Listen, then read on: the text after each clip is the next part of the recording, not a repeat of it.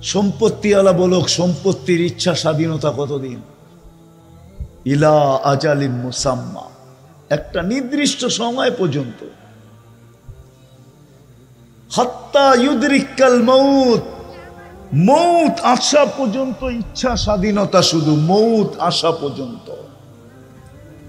মউত আসতে দেরি, ইচ্ছা স্বাধীনতা ছিনায় নিতে দেরি করবেন না। ইচ্ছা স্বাধীনতা শেষ, ইচ্ছা স্বাধীনতা শেষ, ইচ্ছা স্বাধীনতা শেষ। তারপরে চিরদিন চলতে হবে ইচ্ছা দিন, ইচ্ছা ইচ্ছা দিন চলতে হবে। ইচ্ছা দিন বুঝেন তো? আল্লাহর ইচ্ছা অনুযায়ী চলতে হবে।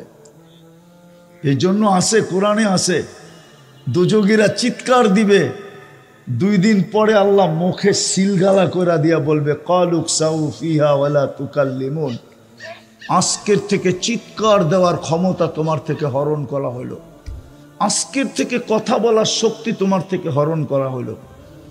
না কথা বলতে পারবে না, চিৎকার দিতে পারবে, চিৎকারও দিতে পারবে না।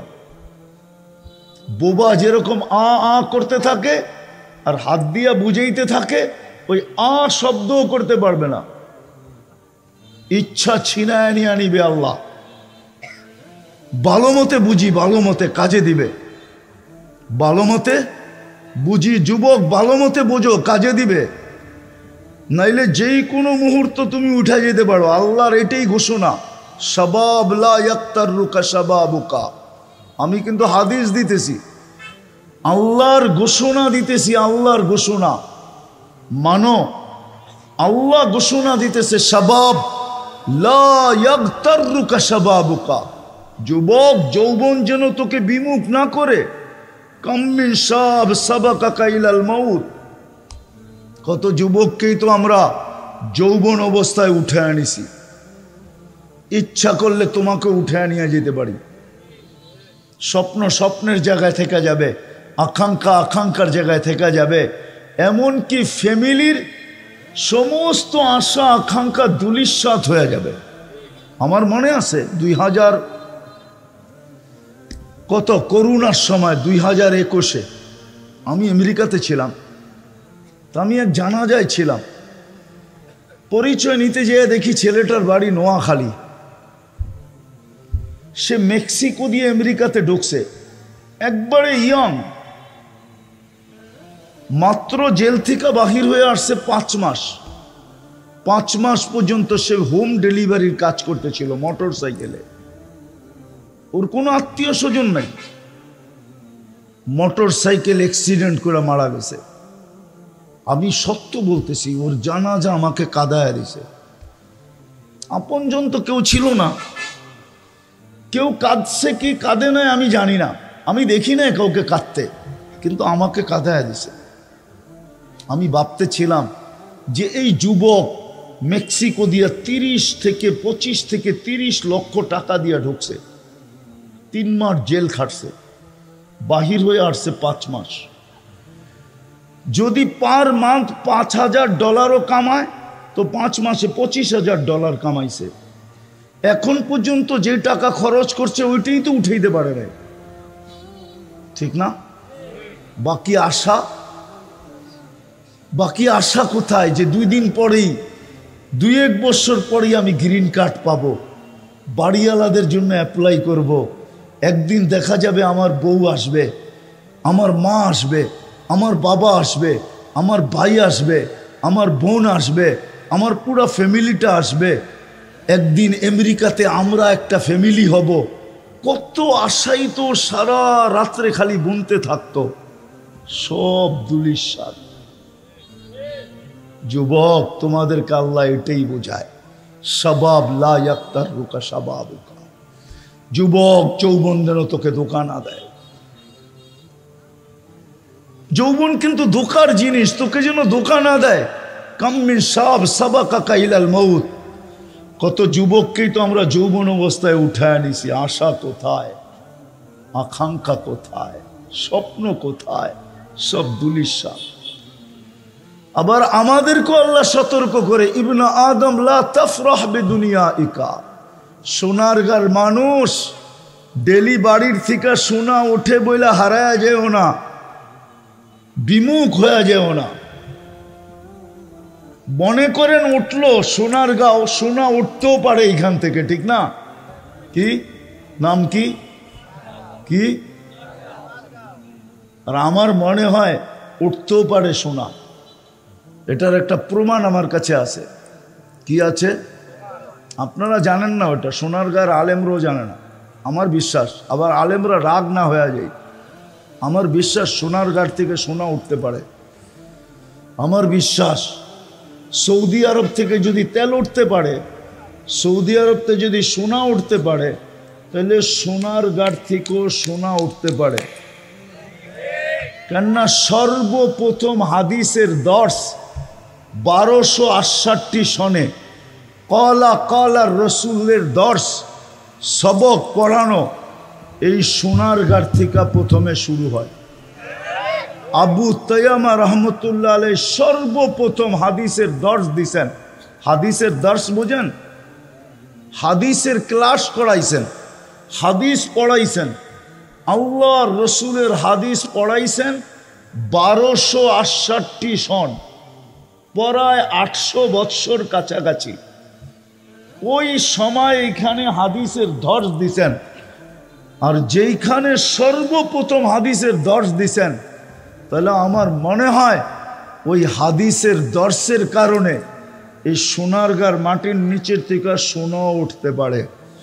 সৌদি আরবের থেকে যদি তেল উঠতে পারে, সোনা উঠতে পারে, তাহলে আমার বিশ্বাস জন্ম নেওয়ার কারণে, রসুলুল্লাহর দেশ হওয়ার কারণে, উনি ওইখানে থাকার কারণে যদি ওই জমিন থেকে তেল উঠতে পারে আর সোনা উঠতে পারে, তাইলে ওনার হাদিস যেখানে সর্বপ্রথম পড়ানো হয়েছে এই বাংলাদেশের ভিতরে, বরং বলা যাবে পুরা ভারতবর্ষের ভিতরে সর্বপ্রথম যেখানে হাদিসের দর্শ হয়েছে, এই সোনারগাঁ থেকেও সোনা উঠতে পারে। কিন্তু তালাশ করবে কে, এটা তো আর আমি জানি না। যদি তালাশ করে, একদিন আমার কথা সত্য হইতে পারে যে সোনারগাঁ থেকে এখন সোনা উঠা শুরু হয়েছে। যদিও সোনারগাঁর মানুষ মানবে না আমার কথা। কি মানবেন?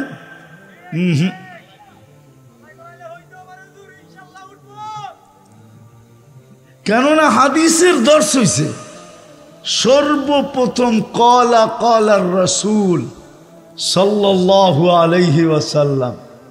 আমার বিশ্বাস হইতে পারে যেটা বললাম,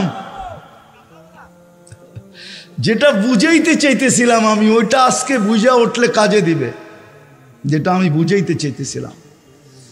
এই জন্য আল্লাহ আমাদেরকে বলছেন তোমাদের বাড়ির থেকে সোনা উঠতে পারে, কিন্তু মানুষ হারা যেও না, বিমুখ হয়ে যেও না, কেননা তুমি চিরঞ্জীব না।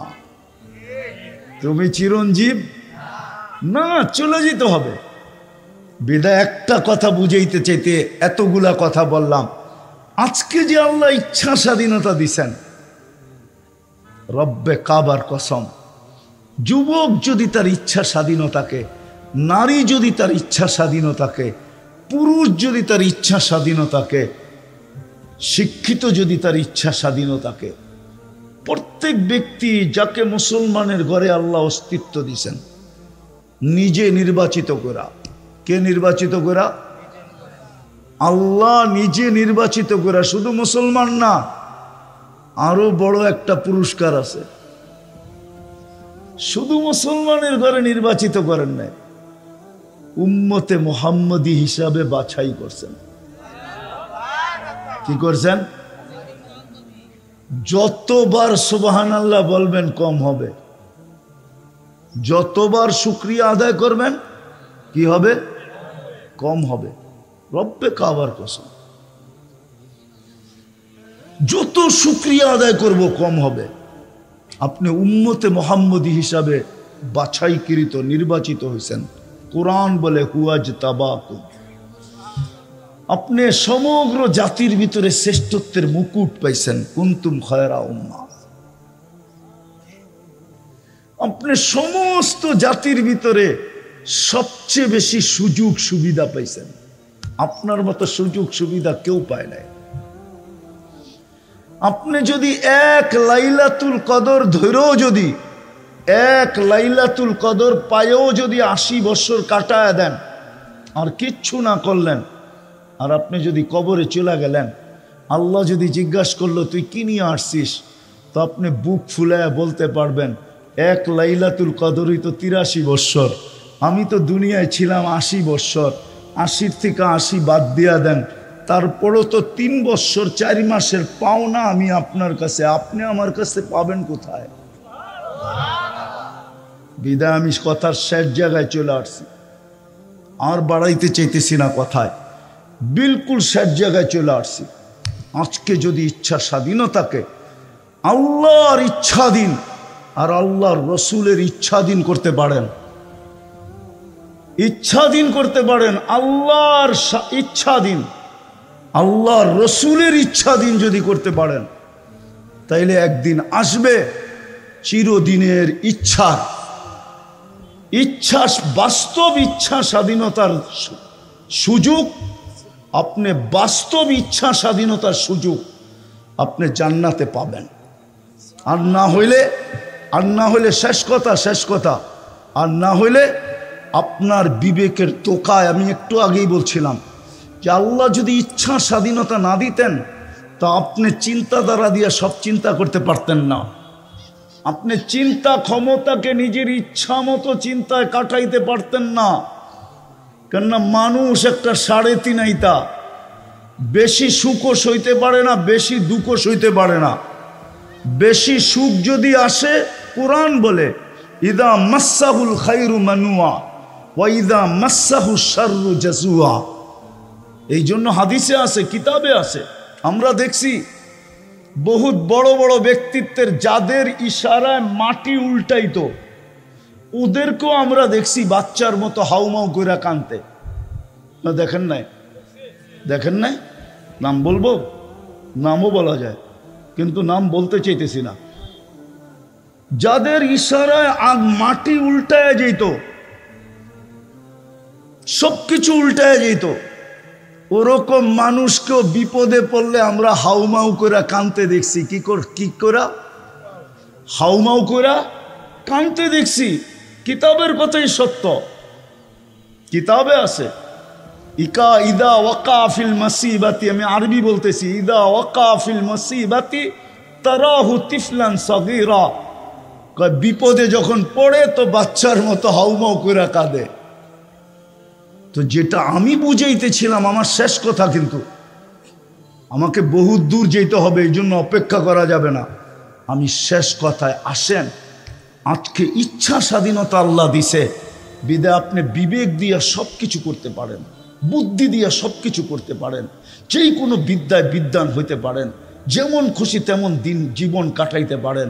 কিন্তু এটা মনে রাখবেন, আপনি মুসলমানের ঘরে নির্বাচিত, আর আপনার পক্ষ থেকে না, আল্লাহর পক্ষ থেকে। আল্লাহ নির্বাচিত করছে বিদায় আপনি মুসলমানের ঘরে, আল্লাহ নির্বাচিত করছে বিদায় আপনি উম্মতে মুহাম্মদী। এই দুটা কিন্তু আল্লাহর পক্ষ থেকে, ভুলা গেলে চলবে না। দুনিয়ার জীবন 60-70 বছর, কবরে দিয়া আসতে দেরি, এটাই সত্য। নাইলে আমি এই আগস্টের 17 তারিখে ছিলাম মক্কা মুকাররমা। আমি যখনই ওইখানে যাই, আবু তালেবের কবর যখনই দেখি আমার চোখে পানি আসে। এই জন্য পানি আসে যে আবু তালেবের থেকে বড় ব্যক্তিত্ব তো কেউ নাই।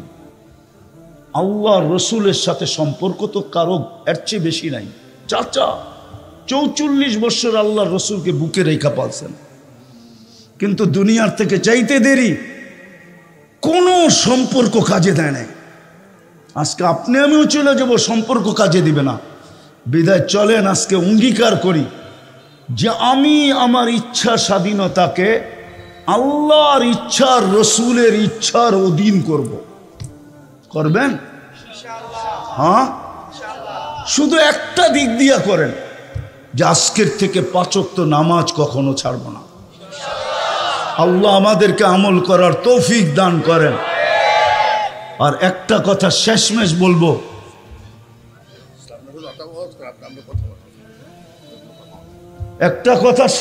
বলবো, শেষমেশ একটা কথা বলবো। যদিও আপনারা জানেন এটা মাদ্রাসার প্রোগ্রাম, আর আমি চিরাচরিত বলে আসি, বাংলাদেশ বিপর্যয় থেকে বাঁচে কেন জানেন? আজ পর্যন্ত কেন বেঁচে আছে? আপনারা হয়তো ভাববেন যে উন্নতির কারণে আমরা বিপর্যয়ের থেকে বেঁচে আসি, নাইলে আপনি আমাকে যুক্তি দিয়া বুঝান 7.8 ভূমিকম্প বাংলাদেশে আসছে, আসে নাই? কেউ মনে হয় জানে না। হ্যাঁ, কেননা 5টা 5-এ আসছে। তো যাদের জানার কথা, এমনকি মিডিয়ালারও ওই সময় ঘুমেছিল, ওরা জানবে কোত্থেকা? আর বাকি আমার সমাজের অধিকাংশই তো, কেননা ফজরের 2% লোক ফজরের নামাজ পড়ে না, 98% লোক তখন ঘুমেছিল। 5টা 5 বাজে ভূমিকম্প আসছিল 31st নাইটের পরের দিন, কিন্তু বাংলাদেশে একটা টিনের ঘর পড়ে নাই। কিন্তু এই 7.8 গত ডিসেম্বরে তুর্কিতে আসছে, 1.5 লক্ষ লোক মারা গেছে, এক শহর মাটির সাথে মিশা গেছে। বলেন সারা দুনিয়া যেই চিৎকার দিতেছিল বাংলাদেশকে করুণা নিয়া, যে বাংলাদেশের মতো বিপর্যয় কখনো হয়, কোথাও হবে না, ওই তুলনায় বাংলাদেশে কোনো বিপর্যয়ই হয় নাই। বরং করুণার রোগী বাংলাদেশে যত সুষ্ঠুভাবে সুন্দরভাবে আলেম ওলামার হাতে দাফন হয়েছে, দুনিয়ার কোথাও করুণার রোগী এরকম সুন্দরভাবে দাফন হয় নাই। সত্য তো? আপনি এখন নেটে সার্চ দেন, করোনার সময় যতগুলা দাফন করার জন্য সংস্থা ছিল, সবগুলা মাদ্রাসার উস্তাদ এবং ছাত্রদের ছিল। কোনো বিপর্যয় ঘটে নাই। কেন? আমি দুনিয়া ঘুরে বলতেছি, রাগ হয় না আমার সাথে আবার কেউ। আমার 103টা দেশ দেখা শেষ, আমি আপনাদের স্বাধীনতা দেখি নাই। আমি জুলাইয়ের 18 তারিখে বাংলাদেশ থেকে গেছি, প্রথম আমার সফর ছিল ইংল্যান্ড। আমি 5 তারিখ ফজরের সময়, ফজরের আগে আমার ফ্লাইট ছিল ইংল্যান্ড টু ক্যানাডা।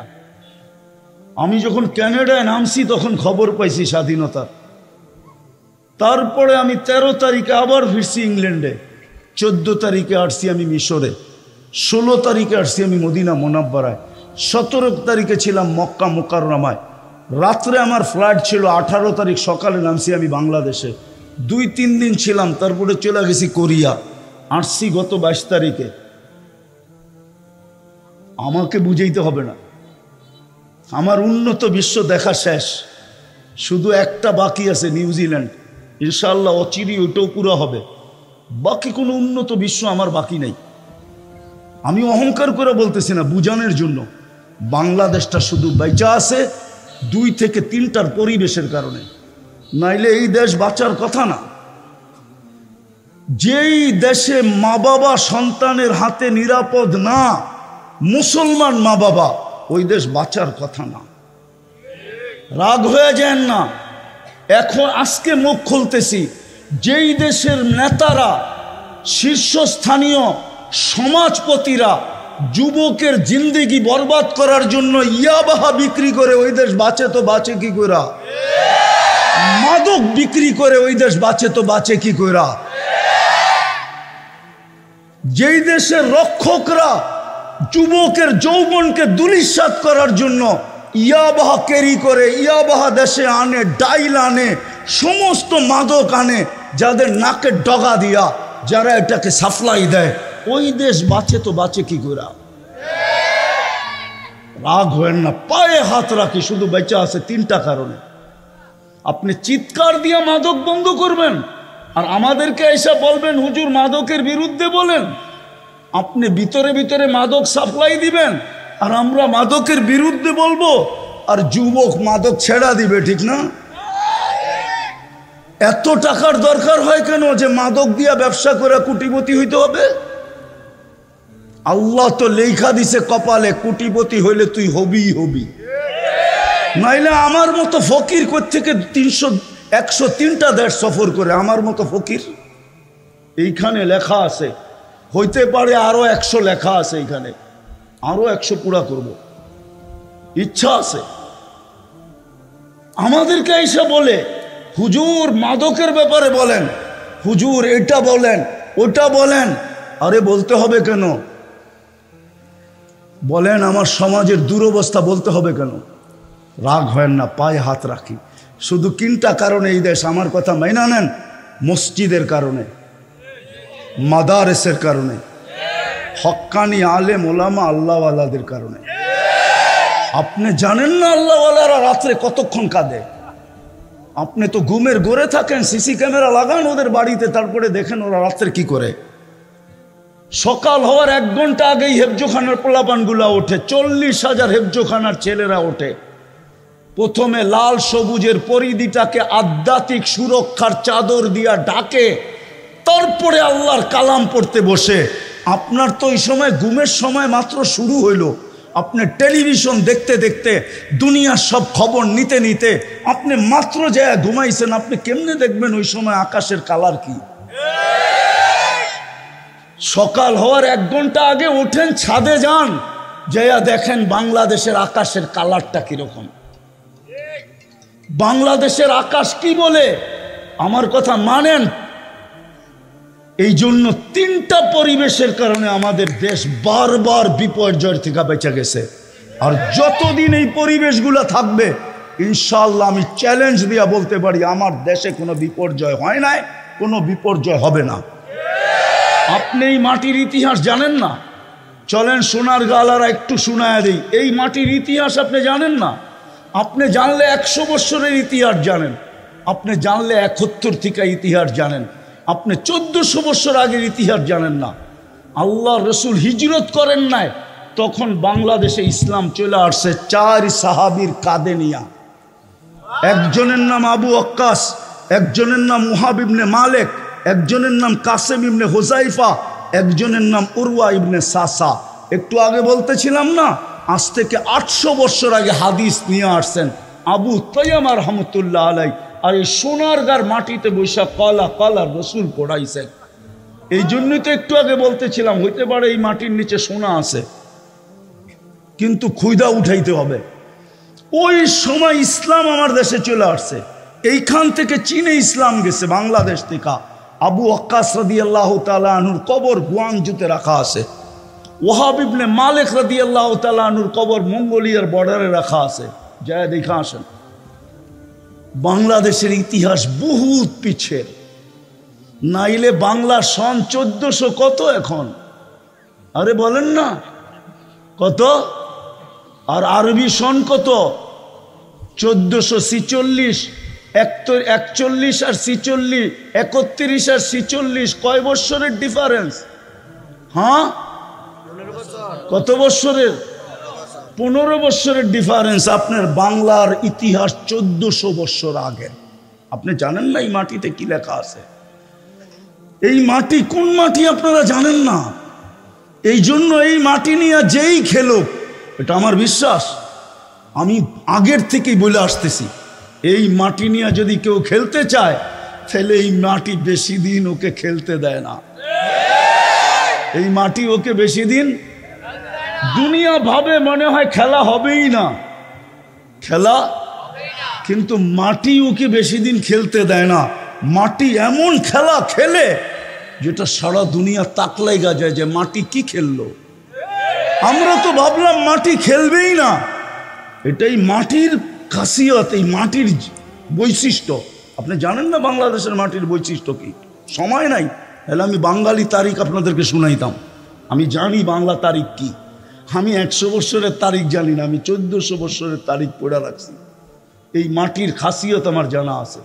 এই জন্য পায়ে হাত দিয়া বলি, এই 3টা পরিবেশকে ধরে রাখেন, রাখবেন পাক্কা? যদি যাবে হাত দিতে হয় দিবেন? কে কে দিবেন দেখি? বিবেককে যেই কোনো কাজে লাগাইতে পারে, যেই কোনো বিদ্যায় বিদ্বান হইতে পারে, যেমন খুশি তেমন চলতে পারে। যদি ইচ্ছার স্বাধীনতা না দিতেন, কোনো সৃষ্টিকে আল্লাহ ইচ্ছার স্বাধীনতা দেন নাই।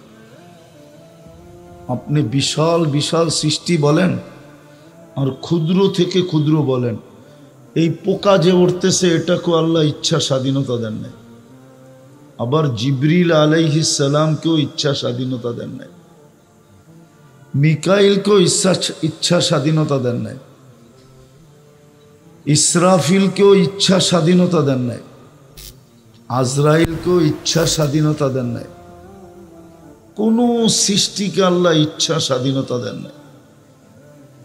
শুধু মানুষকে আল্লাহ ইচ্ছা স্বাধীনতা দিয়েছেন বিদায় বিবেক দিয়া যা খুশি তা ভাবতে পারে, বুদ্ধি যেই কোনো কাজে লাগাইতে পারে, যেমন খুশি তেমন বিদ্যায় বিদ্বান হইতে পারে। এই ছোট জীবনটা যেমন খুশি তেমন কাটাইতে পারে। আর যদি ইচ্ছা স্বাধীনতা না দিতেন তো রব্বে কাবার কসম, একজন মানুষ সব ভোগ করবে আল্লাহর, আপনি 24 ঘন্টা কাঠটা ভোগ করেন। এটা মনের থেকে মানেন না মুখের থেকে মানেন? যদি মনের থেকে মানেন যে সবকিছু ভোগ করি কার, ভালো মতে বলেন। আমরা আল্লাহ বলতে চাই না মুখ খুলা। আল্লাহ বললে 40 নেকি মিলে, কয় নাকি? কয় নাকি? আর আল্লাহ বলার 40 নেকি আর অন্য 40 নেকি একরকম না। অন্য 40 নেকি একরকম না। কেননা আল্লাহ হইল আল্লাহর নাম, জাতি নাম। কি নিজের ব্যক্তিগত একটা পার্সোনালিটি আছে না? না নাই? আর নাই আপনার? আপনার ব্যক্তিগত একটা পার্সোনালিটি আছে না?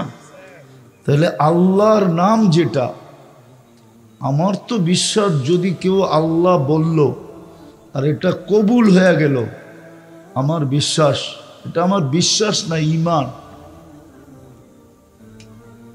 এই আল্লাহ শব্দের নেকিটাই যদি এক পাল্লায় রাখা হয় আর সমগ্র জগৎটাকে আরেক পাল্লায় রাখা হয়, তাহলে সমগ্র জগৎটার ওজন যেই পাল্লায় আল্লাহ শব্দটা রাখা হয়েছে, আল্লাহ শব্দের নেকি, এটাকে হেলাইতেও পারবে না, উঠাইবে তো দূরের কথা। এই জন্য আল্লাহ মন দিয়া বলা চাই। যত বলবেন তত লাভ। কথা ঘুরে গেল, কিন্তু যত বলবেন তত লাভ। যত আল্লাহ বলবে তত ভিতরে আলোর বাল্ব লাগতে থাকবে, আলোর বাল্ব। বলতে বলতে বলতে একদিন দেখা যাবে দিলটা এরকম আলোকিত হবে যে আপনি এইখানে বৈশা দিলের জগতের ভিতরে জান্নাত দেখবেন, আল্লাহ দেখবেন, আল্লাহ আল্লাহ দেখা যাবে। যদি বলতে বলতে ভিতরে বাল্ব লাগাইতে পারি, তো যেটা আমি বুঝাইতেছিলাম, একটা জিনিস বুঝানোর জন্য আপনাদেরকে পিছের থেকে নিয়ে যাইতেছি, যে আল্লাহ যদি ইচ্ছা স্বাধীনতা না দিত, তাহলে কোনো ব্যক্তি তার বুদ্ধিকে নিজের ইচ্ছা মতো লাগাইতে পারতো না, বিবেককে ইচ্ছা মতো লাগাইতে পারতো না, বিদ্যাকে ইচ্ছা মতো বিদ্যা শিখতে পারতো না, ইচ্ছা মতো জীবন কাটাইতে পারতো না। ইচ্ছা স্বাধীনতা দিছেন বিদায়। প্রমাণ দিতেছি, আপনি 24 ঘন্টা কাঠটা ভোগ করেন, কার নিয়ামতের উপরে আপনি বাইসা আছেন? সুস্থ ব্যক্তিটা কার নিয়ামতের উপরে, সুস্থতার উপরে সে সুস্থ আছে? হাটটা গাটটা চেহারাটা দেহটা, যে আপনার হাটটা গাটটা দেহটা, আপনি কার করুণার উপরে, দয়ার উপরে আপনি টিকা আছেন? সত্য তো? সত্য মানেন না? কোত্থেকে মানেন? যদি মানতই, যদি সত্যই হইতো, যদি মানতই, তাহলে আমার সমাজের এই পরিস্থিতি কেন হইতো? মুসলমানের ঘরে জন্ম নেওয়ার পরেও এই অবস্থা কেন হইতো? সে তো জন্ম নিছে মুসলমানের ঘরে। কার ঘরে? আপনাকে মুসলমানের ঘরে নির্বাচিত করলো কে? হ্যাঁ, দুনিয়ায় নির্বাচিত হওয়ার জন্য তো কতই তেল মারতে থাকে, ঠিক না? না মারে না? আপনাকে নির্বাচিত করছে কে মুসলমানের ঘরে? হ্যাঁ, ও দুনিয়াওয়ালাদের থেকে আল্লাহ দুর্বল, ঠিক না? ওই দুর্বল এক জায়গায় ইচ্ছা স্বাধীনতা দিছে বিদায়। যদি ইচ্ছা স্বাধীনতা না দিতেন তাহলে আপনাকেও আকাশের মতো খুঁটি ছাড়া দাঁড় করায় রাখতে পারতেন। আল্লাহ বলে আকাশকে ইচ্ছা স্বাধীনতা দেই নাই, যেইখানে দাঁড়াইতে বলছি ওইখানে দাঁড়ায় আছে।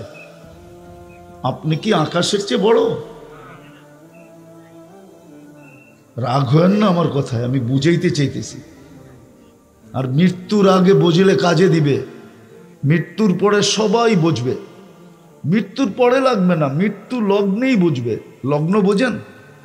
যখন মালাকুল মউত বুকে হাত দিয়া দিবে তখনই বুঝা ফেলবে, সমস্ত পর্দা সরা যাবে।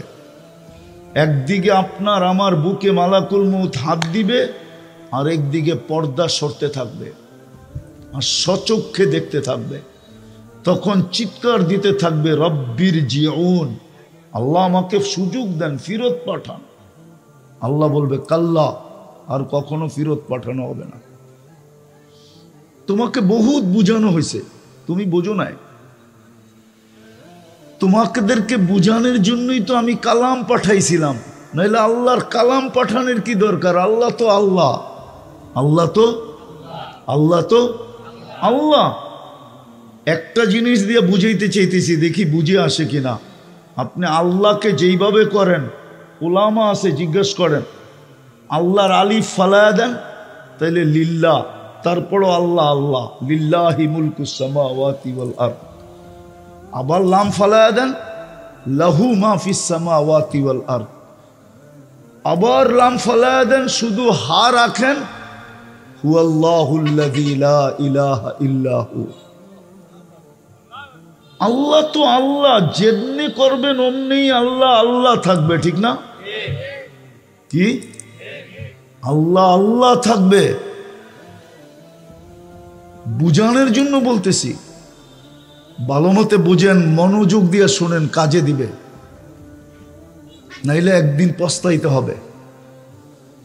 আল্লাহ বলে, সমস্যা তো এইখানেই হয়েছে, তোকে ইচ্ছা স্বাধীনতা দিছি। যদি ইচ্ছা স্বাধীনতা না দিতাম, সারাদিন ভোগ করবে আমার আর চলবে গরুর মতো। রাগ হয় না? গরুর যেমন উত্তর নাই, দক্ষিণ নাই, পূর্ব নাই, পশ্চিম নাই, ওরমই তো জীবন কাটাইতেছে, ঠিক না? সামান্য দুনিয়ার ব্যক্তিত্বের কাছে একটু কাছের হওয়ার জন্য সারাদিন পিছ পিছ ঘুরতে থাকে, না ঘুরে না? হ্যাঁ, না ঘুরে না?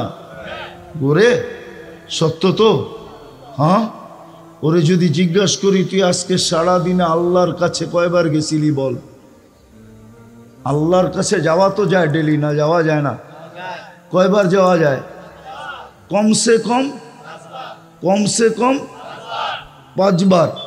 সারাদিন গেলেও তো না নাই। এই উম্মতকে তো আল্লাহ সুযোগ দিছেন, মাত্র 20 3 20 কত হয়? 3 20 না, 3 15 কত হয়? 3 15 না, ফতুয়া এটাও আছে, 3 10 কত হয়? 30 মিনিট খালি আপনি কাছে যেতে পারবেন না। 30 মিনিট ছাড়া 23 ঘন্টা, 23.5 ঘন্টা ইচ্ছা করলে আপনি কাছেই থাকতে পারেন। এছাড়াও তো আছে, আমি হাদিস দিতেছি, আল্লাহ বলে 24 ঘন্টা তুই আমার মজলিসে থাকতে চাস, তাহলে তোর জন্য আমি সুযোগ দিতেছি, আহলু যিকরি আহলু মাজালিসি। হাঁটতে চলতে উঠতে ফিরতে যে আমার 24 ঘন্টা জিকির করে, সে যদিও জমিনে থাকে, যদিও দোকানে থাকে, যদিও হাটে থাকে, যদিও বাজারে থাকে, যদিও অফিসে থাকে, যদিও আদালতে থাকে, যদিও খেতে থাকে, যদিও খামারে থাকে, যদিও আদালতে থাকে, যদিও মিলে থাকে, যদিও ফ্যাক্টরিতে থাকে, যদিও বাড়িতে থাকে, যদিও ঘরে থাকে, চাই নদীতে থাকুক, চাই আকাশে থাকুক, চাই পাহাড়ের চূড়ায় থাকুক, চাই জঙ্গলে থাকুক, যেখানেই থাকুক না কেন, আহলু যিকরি আহলু মাজালিসি, উঠতে বসতে চলতে ফিরতে যদি আমার জিকির করলো তো সে আমার মজলিসের লোক হিসাবে গণ্য হইতে থাকে। সেজন্য আমার মজলিসে আছে। আমি হাদিসে কুদসি বললাম, কোনো সাধারণ হাদিস না, এটা আল্লাহর বাণী, হাদিসে কুদসি, যেটা আল্লাহ বর্ণনা করছেন, আহলু যিকরি আহলু মাজালিসি, সেজন্য আমার মজলিসের লোক।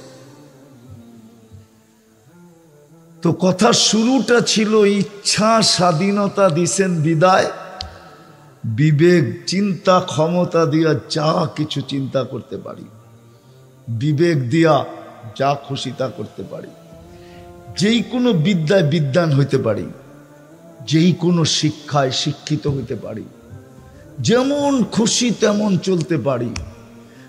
যদি ইচ্ছা স্বাধীনতা না দিতেন তাহলে রব্বে কাবার কসম কোনো যুবকের ক্ষমতা হইতো না, ও যেইভাবে চলে এক শ্বাস ওইভাবে নেয়। কোনো যুবকের ক্ষমতা হইতো না, ও যেইভাবে চলে। আজকাল আমাদের যুবক সমাজ যেইভাবে চলে, এক শ্বাস নেওয়ার ক্ষমতা হইতো না, এক কদম চলার ক্ষমতা হইতো না।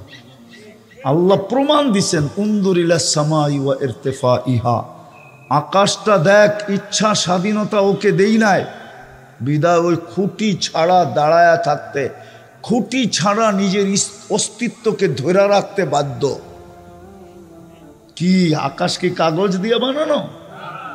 কাগজ দিয়া? মোটা কতদিনের রাস্তা জানেন? শুধু মোটা হইল 500 বৎসরের রাস্তা। মোটা মোটা মোটা, ও তো খুঁটি ছাড়া নিজেকে ধরে রাখছে। এক সুতা নিচে নামার ক্ষমতা নাই। সূর্যকে এই স্বাধীনতা দেন নাই। ও আপনাদের দুনিয়ার থেকে 9,30,00,000 মাইল দূরে, ভালো মতে বোঝেন, কিন্তু ঘন্টায় দৌড়াইতেছে 60,000 66,000 কিলো, 66,000 মাইল ব্যাগে, 66,000 মাইল ব্যাগে দৌড়াইতেছে। কি করতেছে?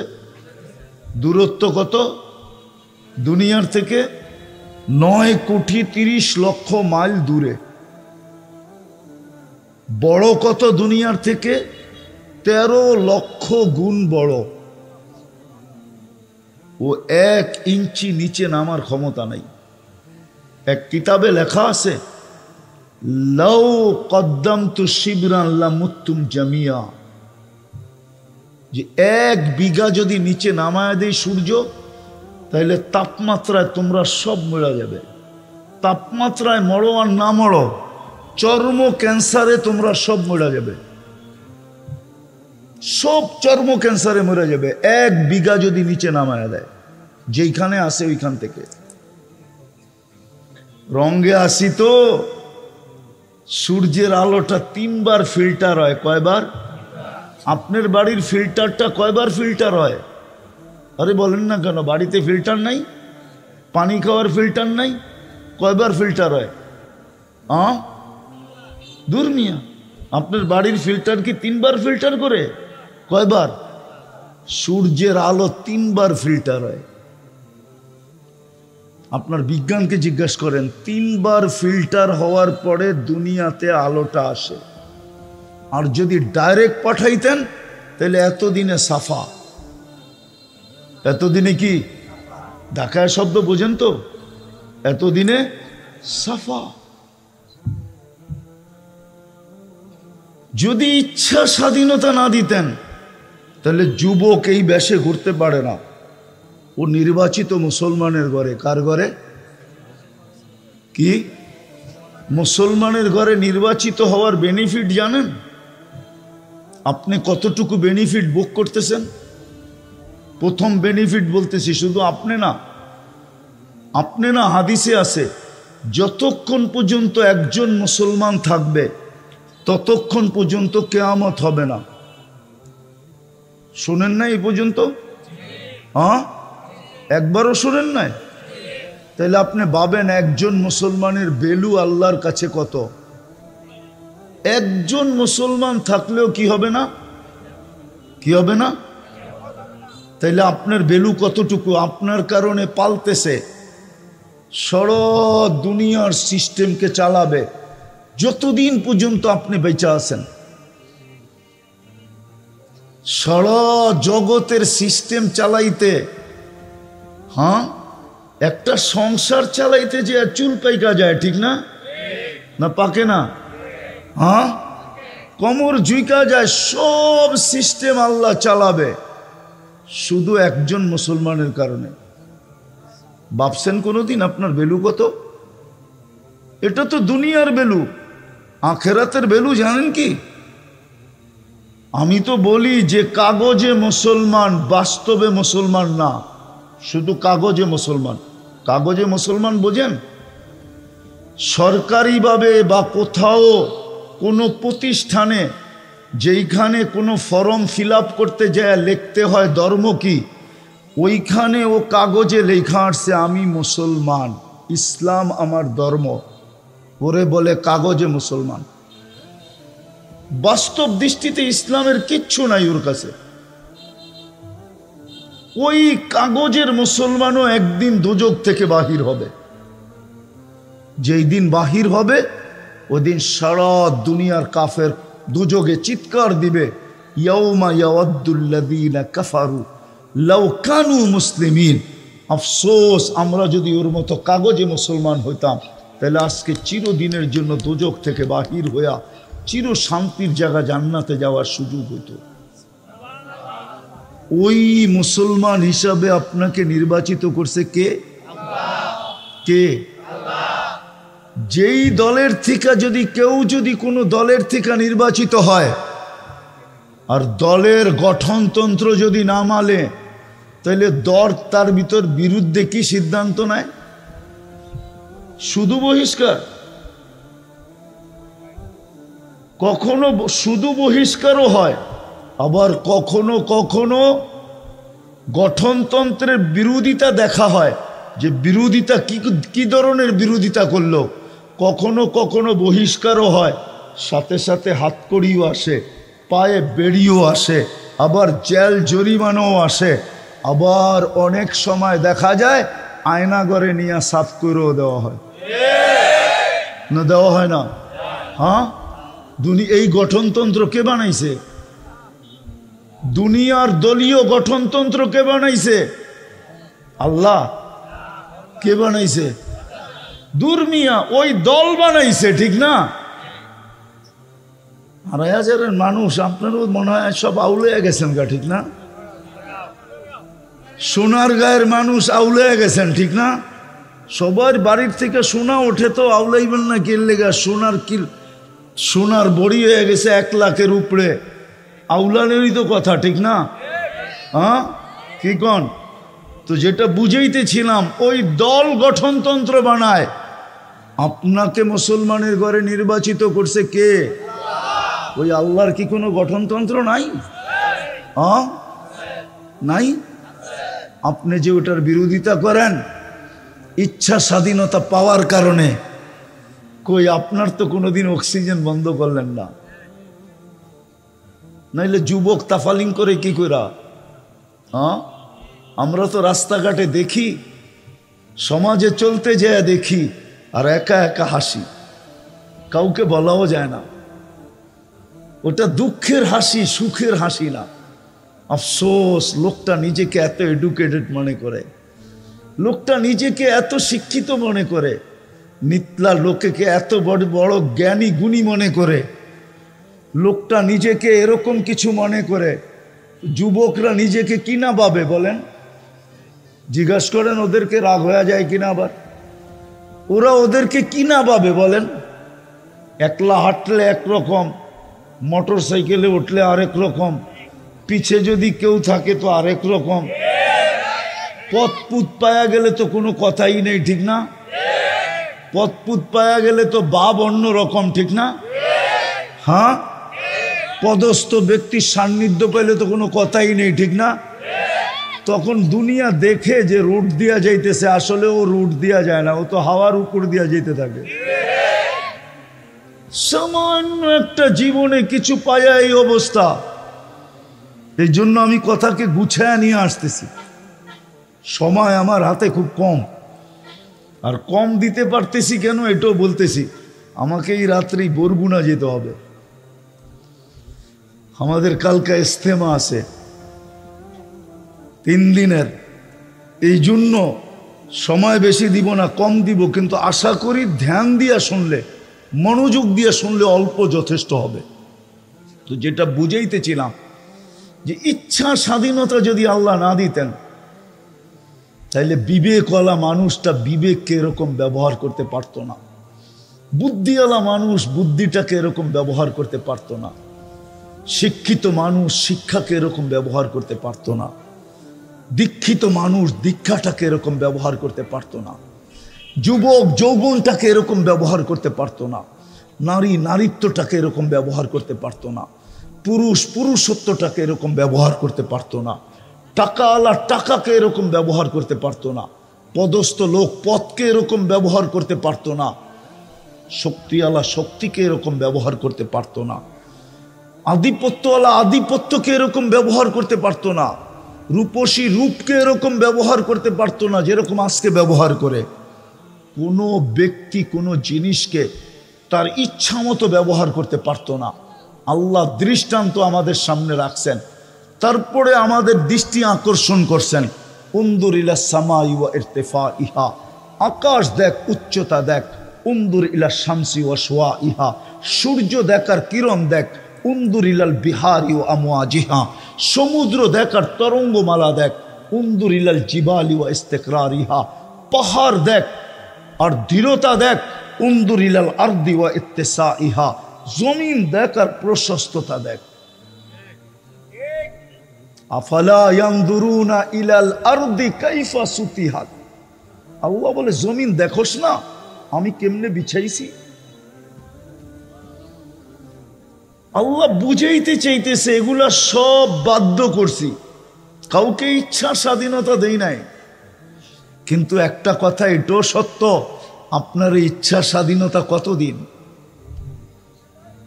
কতদিন বলো যুবক, তোমার ইচ্ছা স্বাধীনতা কতদিন? নারী বলুক নারীত্বের ইচ্ছা স্বাধীনতা কতদিন? পুরুষ বলুক পুরুষের ইচ্ছা স্বাধীনতা কতদিন? শিক্ষিত বলুক শিক্ষার ইচ্ছা স্বাধীনতা কতদিন? আধিপত্যওয়ালা বলুক আধিপত্যের ইচ্ছা স্বাধীনতা কতদিন? শক্তিওয়ালা বলুক শক্তির ইচ্ছা স্বাধীনতা কতদিন?